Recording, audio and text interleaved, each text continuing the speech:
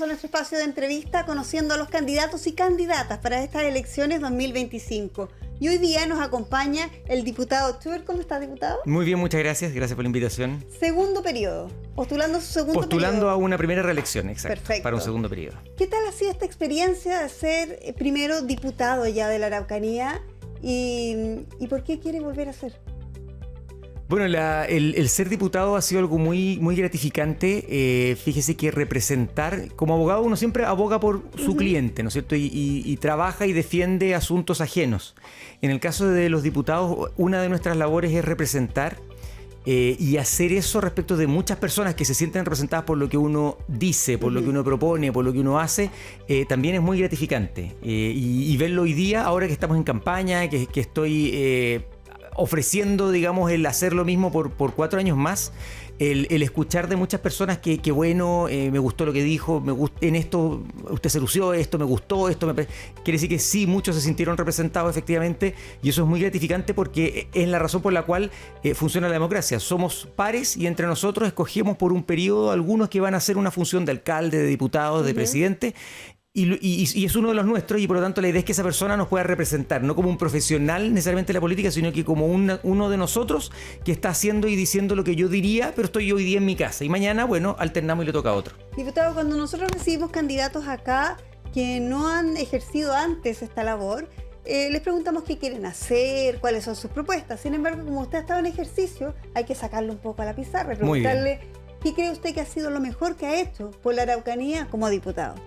Bueno, me han preguntado harto eso y la verdad es que no sé si es tan fácil mencionar una cosa o dos cosas. Yo quiero decir que ha sido un honor representar una región que es la más pobre, pero también es la única región junto con el Biobío que tiene terrorismo. Yo creo que ese tema ha sido relevante y ha sido transversal durante estos 4 años. Es un tema, es una piedra en el zapato que es el problema número uno que tenemos. El problema número uno como país hoy día es la seguridad, pero el problema que tenemos en la Araucanía en particular es el terrorismo, y eso hace que sea una región muy particular, y eso ha demandado distintas acciones. Ha demandado el participar en proyectos de ley en materia de seguridad, o el impulsar proyectos de ley que no han sido míos, pero que los he trabajado y los he impulsado.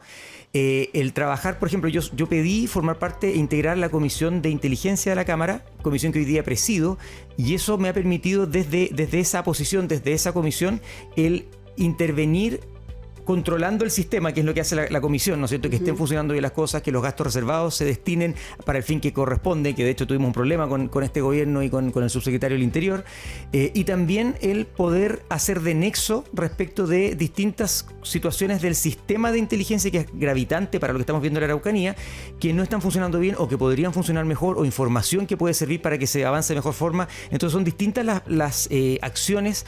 Por ejemplo, el avión Hermes de la Fuerza Aérea tenían 2 aviones en la región, uno estuvo en tierra muchos meses. Hablé con la ministra de Defensa de ese entonces para preguntar por qué estaba quedándose en tierra y cómo hacer para que ese avión vuele pronto. Lo mismo ocurrió con el dron que compró el gobierno para Carabineros de Chile, que estuvo 4 meses en tierra sin tener el permiso de la DGAC. También intervine y hablé con distintas personas para que ese permiso saliera adelante. Así son una serie de intervenciones, de solicitudes, de requerimientos, de reuniones, de oficios, muchos oficios, que tienen que ver con lo que está pasando con la Araucanía. Y lo otro también tiene que ver con asuntos agrícolas, un par de proyectos agrícolas, pero también con el turismo. Me reuní con la subsecretaria de Turismo. Ella ha venido varias veces a la región, hemos conversado en Valparaíso y acá respecto a situaciones de la región. Inicié unas mesas de conversación entre los prestadores de servicios turísticos de la costa con los de la región, con la de la zona lacustre, para que ellos puedan conocerse y empezar a hacer cosas en conjunto. Es decir, hay una serie de actividades que uno puede hacer tanto en el Parlamento como aquí en el distrito para velar por me llegan distintas denuncias, distintas solicitudes, y uno trata de buscar la forma de que se puedan canalizar y que puedan avanzar todas ellas, y eso es muy gratificante. En educación he intervenido mucho, sin decir educaciones a nivel nacional, pero tenemos muchas peculiaridades en la región. Cuando visito comunas, yo intento siempre de ir a un jardín o a una escuela o a un liceo y conocer la realidad particular de ese lugar.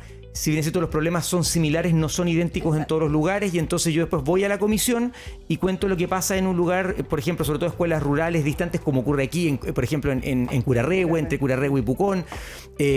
logré que la Comisión de Educación sesionara en una oportunidad acá, y eso creo que fue muy importante, el hablar de la realidad de las escuelas quemadas, de la distancia y la dificultad para acceder al lugar, ¿no es cierto?, de educación en muchos casos, ¿no es cierto?, con nuestros caminos malos, con el asunto del clima que no ayuda en invierno, y por eso tenemos una baja asistencia, y la baja asistencia redunda en una menor recaudación para esa escuela, y son problemas que el poder verlos desde acá, creo que fue una muy buena sesión la que tuvimos acá, y muchos distintos actores, agrupación de colegios particulares subvencionados, agrupación de apoderados y otros pudieron ir a la comisión y decirle ahí, estando in situ, nos reunimos en la Universidad Católica de Temuco, cuál es la realidad particular de la Araucanía. Creo que esos son aportes relevantes para la discusión parlamentaria y también para el adoptar políticas públicas y estar representando permanentemente la realidad de una región como esta ante, por ejemplo, el Ministerio de Educación. Diputado, durante esta época de campaña también han salido varias críticas hacia los diputados republicanos en el sentido de que se habrían negado en la votación de bastantes proyectos sociales. ¿Cómo ve usted esas críticas? ¿Son críticas reales? Ustedes han votado en contra de varios proyectos que en bloque, digamos, como parlamentarios republicanos. Casi siempre votamos, de hecho, votamos en bloque. Sí. Entonces, ¿son realmente así esas críticas? ¿Son realmente que los republicanos están en contra de todas estas reformas sociales del país? Mire, nosotros antes de votar, hay normas que son muy simples y es muy claro cómo lo vamos a votar. En general, la gente tiene muy claro cómo vamos a votar nosotros un proyecto de ley. Pero efectivamente hay algunos otros proyectos que demandan de mucha más discusión. Al interior de la bancada, nosotros tenemos asesores, cada diputado tiene asesores, pero además la bancada tiene un equipo de asesores y contamos con la asesoría de un think tank, de un grupo de pensamiento que es Ideas Republicanas, con el cual discutimos estos proyectos que son más complejos o no tan simples de decidir si se va a apoyar o no o qué indicaciones podemos presentar. Nosotros le damos harta vuelta y nosotros hacemos un trabajo que yo considero que es bastante serio porque nos asesoramos por expertos, a veces salimos de ese grupo y, por ejemplo, hay un par de proyectos donde han venido economistas, nos reunimos la bancada con un economista, mire, tenemos esta y esta duda porque lo hemos discutido entre nosotros y la verdad no logramos un acuerdo o no tenemos claridad respecto de eso que ya es muy específico. Y entonces decidimos y tomamos un acuerdo de cómo vamos a votar. Eso a mí me parece muy serio y me gusta mucho. Eso no quiere decir que todas las votaciones las hayamos hecho bien, pero sí que nosotros le damos vuelta sobre todo a ese tipo de proyectos. Hay proyectos que a nosotros nos encantan, pero que son inconstitucionales y lo hemos votado en contra. Nosotros tomamos la decisión... ¿Cuáles? No recuerdo exactamente cuáles, pero hay varios proyectos, por ejemplo, mociones parlamentarias, es decir, que nacen o surgen de una propuesta de un parlamentario y que tiene que ver con el presupuesto de la nación o tiene que ver con la modificación de un servicio público. Cada vez que tenga que toque el presupuesto o que modifique un servicio público, esa propuesta solo puede venir del presidente del Ejecutivo. Claro. Entonces, esos proyectos, hay algunos, no recuerdo exactamente cuáles, podría buscarlos, pero hay algunos que de verdad nos han gustado mucho, pero que son inconstitucionales porque vienen de un parlamentario. Le voy a dar otro ejemplo. Hay un proyecto de ley en materia de educación que era inconstitucional porque el gobierno no lo había patrocinado. Eso lo vimos hace un mes en la Comisión de Educación, no en la sala, en la Comisión de Educación. Y yo hablé con el Ejecutivo y le dije, mire, este proyecto yo no tengo un problema con el fondo del proyecto, tengo un problema con que nace de los parlamentarios. Sí, es que nosotros lo apoyamos, pero apóyelo. Si el gobierno lo apoya y le da lo que se llama el patrocinio, se salva la inconstitucionalidad porque nosotros, primero, juramos de proteger la Constitución y defenderla, y eso implica no empezar nosotros a presentar proyectos o a votar proyectos inconstitucionales. Y luego nos parece que más allá del juramento es necesario mantener la institucionalidad, y si los propios que hacen las leyes, los parlamentarios, votan un proyecto que es abiertamente inconstitucional, nos parece que ahí estamos perdidos. Y nosotros tomamos la decisión, dijimos al principio, ¿les parece que nosotros nos mantengamos en esta línea y nada inconstitucional lo vamos a votar aunque nos guste y aunque sea muy popular y sea fantástico porque rompe la regla de la constitucionalidad? Y adoptamos ese acuerdo y lo hemos seguido. El gobierno, después de eso, a pesar de que ese mismo proyecto había sido presentado en otras oportunidades por parlamentarios y se había votado a favor, el gobierno vino y lo patrocinó, reconociendo, y le dijimos, con eso se salva la inconstitucionalidad y nosotros felices de votarlo después a favor.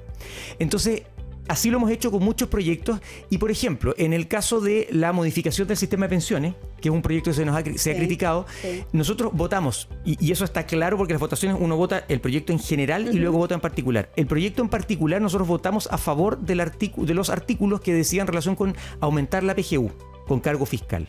Pero sí votamos en contra respecto de los artículos que tenían que ver con que un porcentaje de la cotización de los trabajadores, la parte que aumentamos, vaya a un fondo estatal donde el Estado nos pedía legalmente prestada esa plata para devolverla después. Nosotros creemos que todo lo que se cotiza tiene que ir al fondo individual, de cotización individual de los contribuyentes. Y eso lo votamos en contra. Y eso fue impopular. Sí, claro. Eso fue impopular, nosotros votamos en contra porque nos parecía que no corresponde ese fondo aquello, solidario que se está el fondo solidario. Y eso lo votamos en contra, así como también las 40 horas las votamos en contra por el momento, ¿no es cierto? Y porque decíamos, esto va a tener una afectación en el empleo y en la economía. Bueno, fue impopular y nos trataron muy duro y nosotros insistimos y dijimos, creemos que es lo correcto. Suena lindo, nos gustaría, pero hoy día hacer eso creemos que va a afectar el empleo. Y mire, resultó afectando el empleo, como lo advertimos. Y afectó el empleo y ya lo han dicho varios, el Banco Central, la Comisión de la BMF lo señaló, y entonces tenía una razón de fondo y termina afectando. Y al final, el que tiene trabajo está tranquilo porque está teniendo mejores condiciones, pero muchos quedaron sin trabajo y afectó en la cifra de desempleo. Entonces, estamos dispuestos a hacer votaciones impopulares cuando nosotros tenemos la convicción de que es lo correcto. Y a veces es doloroso y es difícil. Sí, claro. Y por redes sociales nos tratan muy mal, sí. Y se puede decir lo que usted menciona, y es difícil, ¿sabe qué es difícil? Esta explicación que me ha tomado varios minutos, hacerla en rápido y que la gente lo pueda entender no siempre es fácil. Pero cuando vienen las cifras malas y vienen los expertos y dicen esto se debe, como ocurrió ahora, más de una entidad ajena a los partidos políticos dice esto se debe, entre otras cosas, por las 40 horas y por el alza del sueldo mínimo, hay un porcentaje de desempleo que aumentó y nosotros decimos, nosotros lo advertimos y fuimos los únicos que lo votamos en contra. Diputado, ¿por qué quiere ser nuevamente diputado? ¿Qué le queda pendiente con la Araucanía? Mire, la verdad es que no es un afán de estar en política. Yo nunca había estado en política, yo vengo del mundo privado hasta ahora, que ya llevo 3 años y medio, casi 4 años en el Parlamento. Sucede que hay mucho por hacer. Siendo oposición creo que hemos logrado muchas cosas, pero es muy difícil avanzar siendo oposición porque el Ejecutivo es el que tiene la iniciativa en muchos proyectos, como acabamos de hablar, y son cosas interesantes. Por ejemplo, volviendo a materia de educación, hay muchas transformaciones que los parlamentarios no podemos iniciar en proyectos y solo el Ejecutivo lo puede hacer. Y eso hace que, si nosotros, como creemos, vamos a hacer gobierno a partir de marzo del próximo año, va a ser una diputación muy distinta, esta vez siendo gobierno y pudiendo presentar muchos más proyectos de ley, y si tenemos mayoría en el Parlamento los vamos a poder aprobar, pero además los vamos a poder poner en tabla. Yo he presentado muchos proyectos que la Comisión de Educación, la Comisión de Seguridad, la Comisión de Constitución, por ejemplo, son distintos proyectos que van a distintas comisiones, no los han puesto siquiera en tabla. ¿Por qué no tenemos mayoría? Si tenemos mayoría, es el presidente de la comisión el que primero lo pone en tabla en la comisión correspondiente, y luego cuando pasa a la sala es el presidente de la Cámara de Diputados el que lo pone en tabla para que se vote definitivamente en la sala. Eso ha sido muy difícil siendo oposición. Nosotros creemos que siendo gobierno vamos a poder avanzar en muchos proyectos que están hoy día durmiendo, pero también vamos a poder avanzar en muchos proyectos que tienen que nacer del Ejecutivo y nosotros, por supuesto, apoyarlo desde el Legislativo, y vamos a poder hacer muchas más cosas de las que hemos hecho hasta ahora. Diputado, su propuesta para esta zona, la zona lacustre de la Araucanía, que tiene una particularidad bastante especial y que depende casi en un 90% su economía del turismo.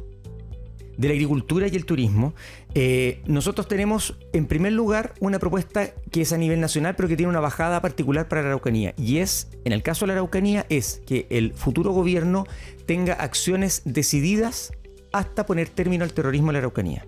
Nosotros creemos que mantenernos como hasta ahora, que ha sido una convivencia con el terrorismo, es la forma equivocada. Prueba de ello es que el terrorismo no se acaba, por el contrario, echa más raíces. El terrorismo no se va a cansar y las formas que hemos utilizado hasta ahora no han dado resultado. Nosotros creemos que esperar que el tiempo transcurra y que gobierno tras gobierno sucesivamente salve y pase y zafe hasta el otro gobierno, cada vez, cada periodo de 4 años, el terrorismo y en el caso también del crimen organizado va echando raíces más profundas y va a ser más difícil de sacarlos. Ya no es un problema tangencial, ya no es un problema que afecta solo una zona, va creciendo y eso va a ser muy difícil de erradicar. Nosotros creemos que ya este gobierno debe haberlo hecho, pero no lo hizo, y creemos que ya en los próximos 4 años y los 4 años que vienen a continuación son gobiernos que van a tener que decididamente enfrentar el crimen en Chile y en particular erradicar el terrorismo en la Araucanía. Creo que eso es clave para poder pasar a cualquier otra fase. ¿Sabe por qué? Porque hay casos donde hemos reclamado recursos para la Araucanía. Yo siempre he mencionado que la Araucanía tiene una condición especial que requiere un trato especial y preferente. Somos la región más pobre y somos la que tiene terrorismo. Eso requiere una atención especial del Estado. Yo no he visto una atención especial del presidente de la República. Ha venido un par de veces, no ha recorrido la región, sino que ha estado en una reunión y se va. No se empapa, no visita y tampoco adopta decisiones como esta de erradicar el terrorismo. Entonces necesitamos un presidente que adopte esa decisión, que camine en ese sentido y que entonces esos recursos puedan llegar, porque hoy día a veces están disponibles, pero no se pueden ejecutar porque nadie postula para, por ejemplo, construir caminos, construir puentes. ¿Por qué? Porque tenemos terrorismo. ¿Cómo se hace esa erradicación del terrorismo en una zona como esta? Mire, hay distintas estrategias. Nosotros estamos trabajando en propuestas y programas para lograr aquello. Va de la mano también con trabajar y no va a ser fácil, o sea, nada va a ser fácil, y nada es tan simple, digamos, como para decirlo así. Nosotros tenemos un profundo problema con la zona norte y la frontera, un profundo problema con el crimen organizado en términos generales, el narcotráfico en todo Chile y en particular el crimen organizado en la región metropolitana y el terrorismo en las regiones del sur del Biobío y la Araucanía. O sea, son problemas profundos y lamentablemente vamos a tener que enfrentarlos de una vez. Porque el tiempo está avanzando y hay que hacerlo, y dos, porque se intercomunican entre ellos. Para erradicar el terrorismo no solamente nos podemos abocar a la Araucanía, sino que en paralelo tenemos que bajar, ¿no es cierto?, la acción delictiva que está profesionalizada y está con raíces en nuestro país. En el caso del terrorismo en la Araucanía hay distintas formas, se están barajando varias estrategias, porque no es solamente lograr que los grupos terroristas se vayan, sino que hay que lograr luego sanar toda esa zona que está controlada hoy día. Es un control territorial, como ocurría con la FARC en Colombia. Ellos controlan una zona del territorio donde el Estado no entra. Eso va a implicar un esfuerzo posterior del Estado de retomar esas zonas y de tener una presencia mayoritaria y de empezar a sanar, o sea, que vuelva a haber un correo, que vuelva a haber un municipio que llegue a todos lados, que vuelva a los servicios, las ambulancias, todo, digamos, que la recolección de basura, todo que vuelva a funcionar y asegurar eso por el largo tiempo. Y las personas que viven ahí tienen que volver a confiar en el Estado, porque el Estado los abandonó. Ellos hoy día, algunos reciben protección más bien de los terroristas que del Estado.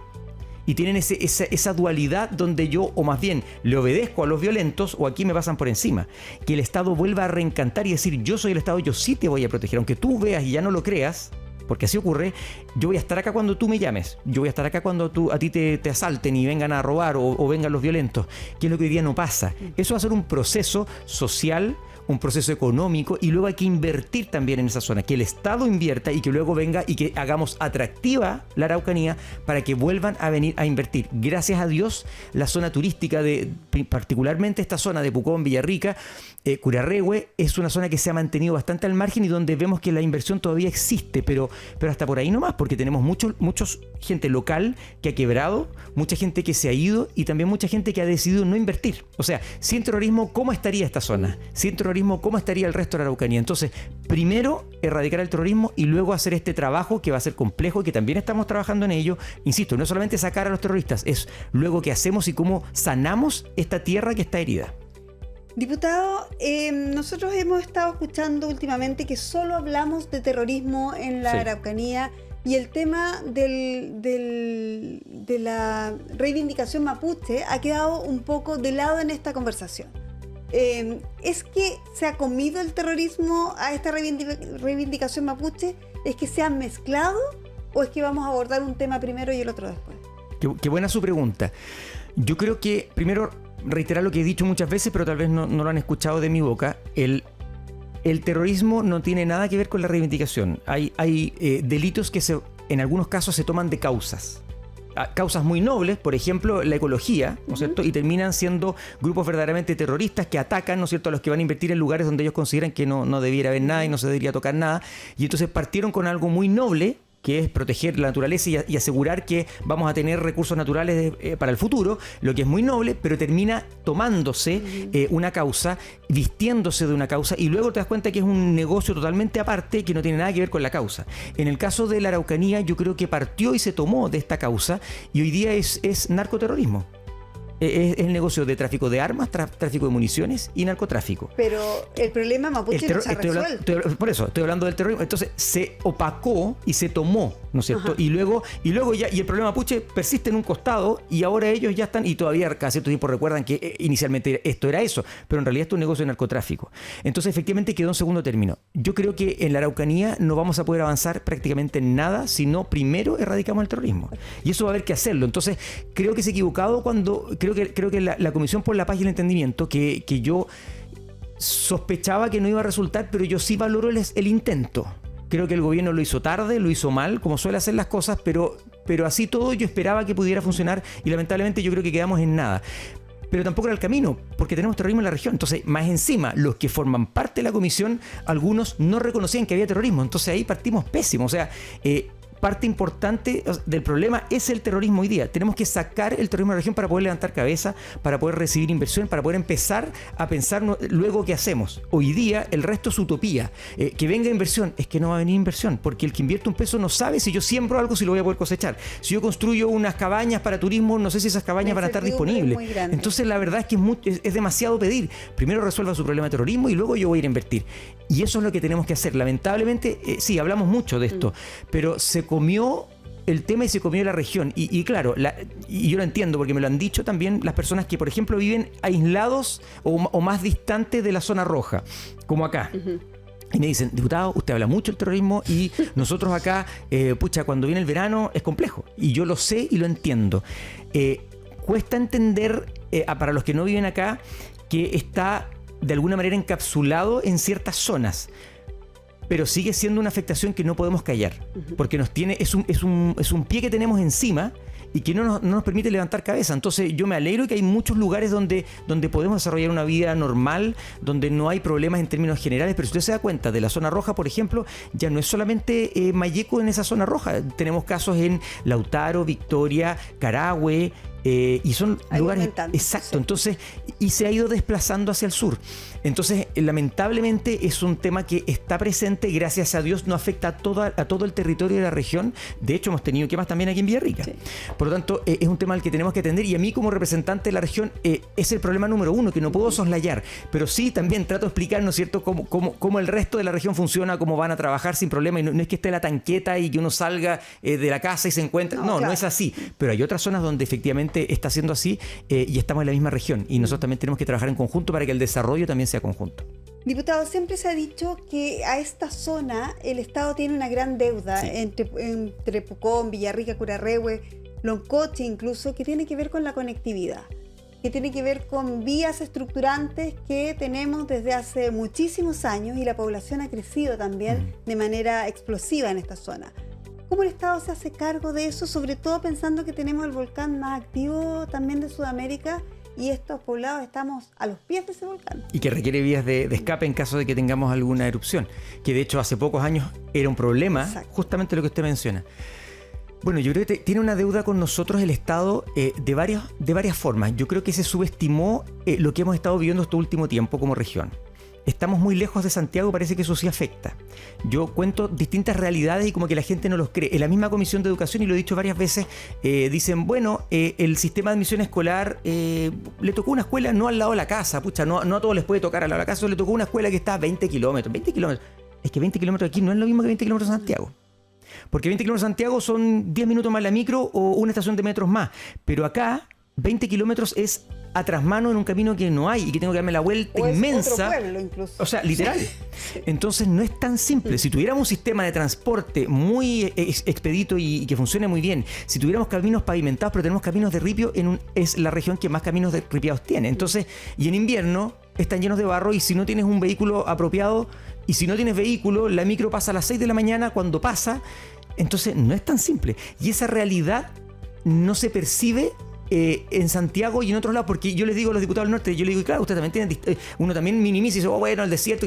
No, es complejo, son distancias. Un diputado me dice, oye, yo para ir a otra comuna son 400 kilómetros. Yo, wow, 400 kilómetros.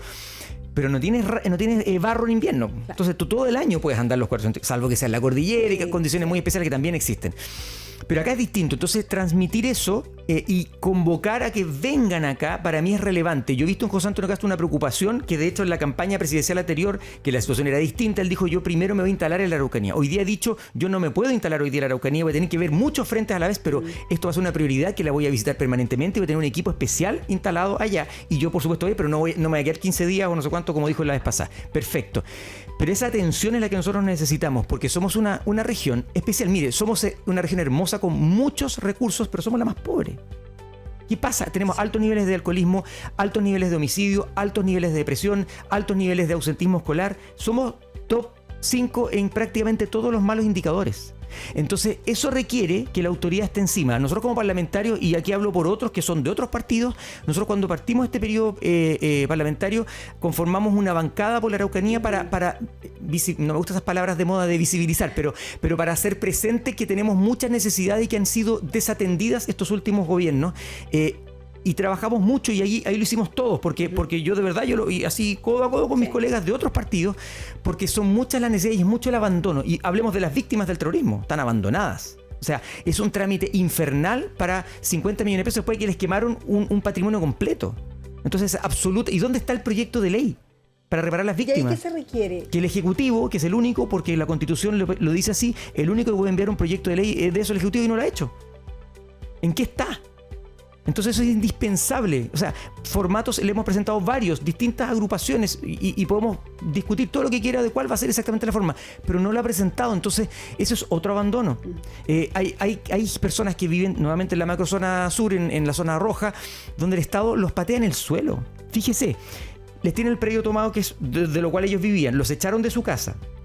El Estado, por supuesto, no pone ni uno, a pesar de que el Estado no le ha brindado la seguridad.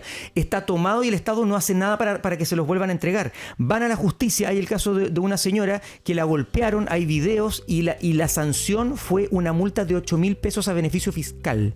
Los puntos y el parche le salieron más caro que los 8.000 pesos, te comprenderá.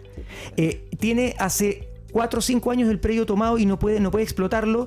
Y ahí está de brazos cruzados y tiene que seguir pagando las contribuciones. Recién ahora hay una ley que por un periodo le permite no pagar contribuciones y para atrás no. ¿Y sabe qué más qué otra cosa tiene que pagar? La renta presunta de los predios agrícolas. Ella paga todos los años la renta presunta de un predio que está usurpado y que el Estado todavía no logra que se lo entreguen. Entonces el Estado ha abandonado nuestra región y es como, a mí es una indiferencia, es como, bueno, está lejos, está tan al sur. Oiga, somos chilenos también, po.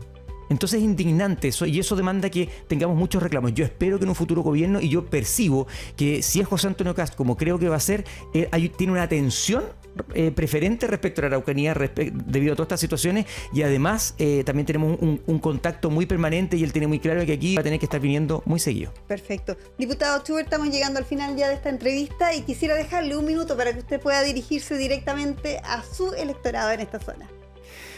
Bueno, agradezco esta entrevista y agradezco esta oportunidad de volver a conversar con ustedes y señalarles que estamos viviendo un tiempo muy complejo. Los próximos 4 años y después los 4 años que vienen, pero principalmente estos primeros 4 años son muy decisivos. Son decisivos porque tenemos un crimen organizado que ha echado raíces, tenemos un terrorismo que ya lleva 2 décadas en nuestra región y que de buena forma o ponemos término a esto y lo logramos controlar. No digo erradicar del todo los delitos porque eso no es posible, pero sí erradicar el terrorismo y que el crimen organizado deje de estar instalado en Chile, o ellos se van a tomar el país.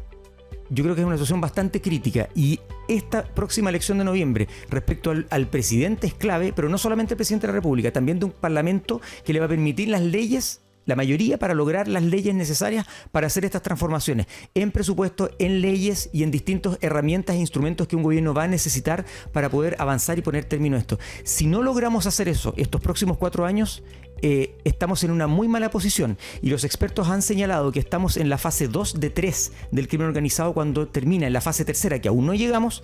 La fase tercera es cuando el crimen organizado controla el Estado, como ocurre en México, como ocurrió en Colombia. Eso y revertir eso es muy, muy difícil. Nosotros estamos en la fase 2 todavía, pero estamos avanzando a paso firme a la fase 3. Por eso los próximos 4 años en el Parlamento y en el Ejecutivo son gravitantes. O nos tomamos esto en serio y que esto sea la prioridad 1 y que ocupe lamentablemente parte importante de nuestro tiempo y de nuestro esfuerzo y también de nuestros recursos, o simplemente esto va a ser un proceso irreversible del cual después nos vamos a lamentar y vamos a mirar cómo era Chile, como contaban nuestros abuelos, como contaban nuestros padres y nosotros cómo vivíamos Chile hasta hace algunos años, y luego lamentablemente esto cambia. No queremos eso. Hay una oportunidad y la posibilidad es que con el voto usted escoja al presidente que tenga los pantalones bien puestos y las propuestas correctas, que yo considero que es José Antonio Kast, y también a los parlamentarios que sean no solamente de la actual oposición, sino que tengan esto claro y que tengan esto como una prioridad. Y yo los invito a votar para que esté 4 años más representándolos. Mi nombre es Stefan Schubert, soy el primero de la lista K98. Creo que es importante lograr un parlamento. Ya me conocen, pueden revisar mi trabajo en las votaciones y también en nuestras redes sociales, donde vamos subiendo lo que estamos haciendo, y la verdad verdad es que ha sido para mí un honor representarlos este tiempo. Hay mucho más que podemos hacer y yo espero contar con su voto y poder seguir trabajando y representándolos como hasta ahora y de mejor forma, además siendo gobierno. Muchas gracias, Muchas diputado. gracias a ustedes. Muchas gracias a ustedes también y vamos a seguir en estas entrevistas conociendo a los candidatos y candidatas para las elecciones 2025.